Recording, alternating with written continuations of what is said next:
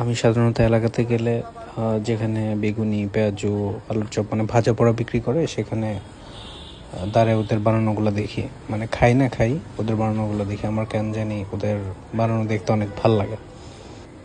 Huge কোয়ান্টিটিতে একটার পর একটা আইটেম ভেজেই চলেছে আর মানুষ খাচ্ছে, মানে এইগুলো দেখতেই আসলে অনেক বেশি ভালো লাগে।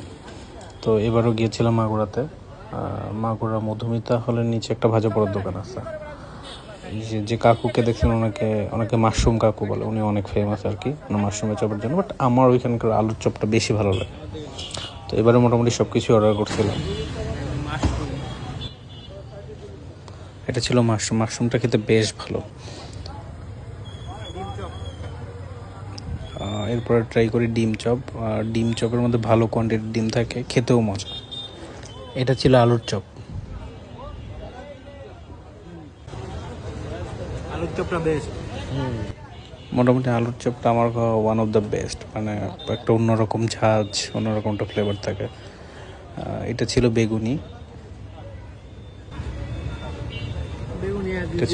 বেগুনিটা অ্যাজ ইউজুয়াল লাগছে। মানে সব কিছু মিলে বলতে গেলে আলুর চপ, মাশরুম আর ডিম চপটা মজা।